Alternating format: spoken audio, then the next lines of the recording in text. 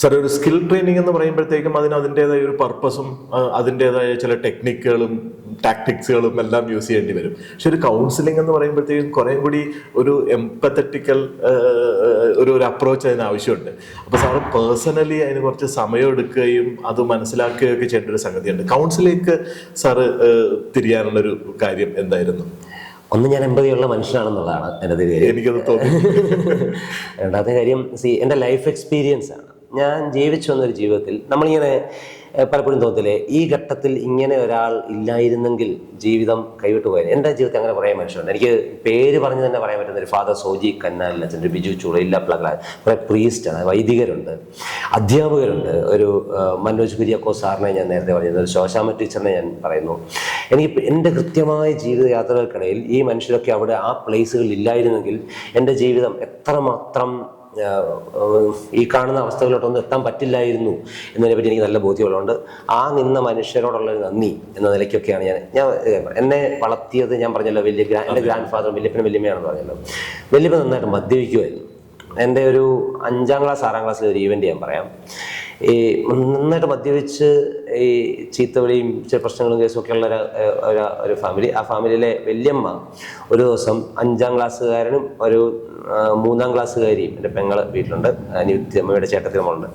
ഞങ്ങൾ രണ്ടുപേരും ഈ വീട്ടിലുള്ളപ്പം ഈ വല്യമ്മ തലയിൽ കൂടി മണ്ണെണ്ണ എടുത്താൽ ഒഴിച്ചു. അപ്പം ഞങ്ങളത് കണ്ടുകൊണ്ടിരിക്കുകയാണ്. എന്നിട്ട് ഈ ഒഴിച്ചു കഴിഞ്ഞിട്ടാണ് ഈ തീപ്പെട്ടി തപ്പുന്നത്. അപ്പം ഞങ്ങൾക്ക് അപ്പം ഞാൻ ഈ തീപ്പെട്ടി എടുത്ത് മാറ്റുന്നു, അനിയത്തിലേക്ക് പോയി നമ്മൾ പോയി ഒളിപ്പിച്ച് വെക്കുന്നു. ഈ സമയമൊക്കെ എനിക്ക് ഓർമ്മയുണ്ട്.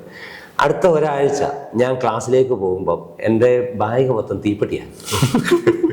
വീട്ടിലെ മണ്ണെണ്ണ ടിൻ, നമ്മൾ ചെറിയ റേഷൻ കടയിൽ പോകുന്ന ടിൻ, ഇതുകൊണ്ട് ഞാൻ ക്ലാസ്സിൽ പോയിട്ടുണ്ട്.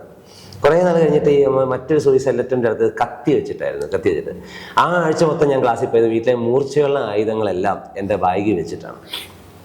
ഞാൻ ക്ലാസ്സിൽ പോയി ലാസ്റ്റ് ബെഞ്ചുകാരനായിരിക്കുന്നു. ഞാൻ വീട്ടിൽ കേൾക്കുന്ന ചീത്തകൾ ഞാൻ ക്ലാസ്സിൽ വിളിക്കുമായിരുന്നു. എൻ്റെ കൂട്ടുകാരെ ചീത്ത വിളിക്കുന്നൊരു മനുഷ്യരായിരുന്നു ഞാൻ. ഇത് മൊത്തം ഞാൻ പഠിച്ച എൻ്റെ വീട്ടിൽ നിന്നാണ്. എൻ്റെ അപ്പച്ചൻ്റെ ഈ ചീത്തവിളികൾ കേൾക്കുമ്പോൾ ചൂളിപ്പോകുന്ന അമ്മയെ കണ്ടിട്ട് ഇങ്ങനെ വിളിക്കുന്നതിൽ എന്തോ ആണത്തമുണ്ടെന്ന് കരുതിയ ഒരു മനുഷ്യരാണ് ഞാൻ. ഇയാളാണ് ഈ ലാസ്റ്റ് ബെഞ്ചായിരിക്കുന്ന പ്രശ്നക്കാരനെന്ന് അന്ന് ഏതെങ്കിലും ഒരാൾക്ക് മനസ്സിലായിരുന്നെങ്കിൽ, അയാൾ എൻ്റെ ബാഗൊന്നും നോക്കുകയോ എന്തുകൊണ്ട് ഈ കുഞ്ഞിങ്ങനെ വരുന്നു ഒന്നും അന്വേഷിക്കുകയായിരുന്നെങ്കിൽ ലൈഫിലുണ്ടാക്കാൻ ആ സമയത്ത് കിട്ടുമായിരുന്നൊരു സപ്പോർട്ടും ബെനിഫിറ്റും ഒക്കെ ഉണ്ട്. മനസ്സിലായില്ലേ? ഓരോ പ്രശ്നക്കാരനായ കുഞ്ഞെൻ്റെ മുന്നിൽ വരുമ്പോഴും അവൻ ഞാനാ. എനിക്കവനെ കാണാൻ പറ്റുന്നുണ്ട്.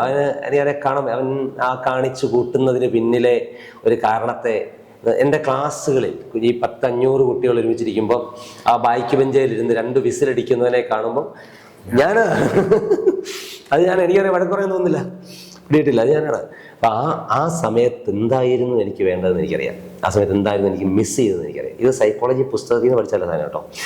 ഇത് ജീവിതാനുഭവങ്ങൾ, അത് അങ്ങനെ അങ്ങ് പോവാണേ.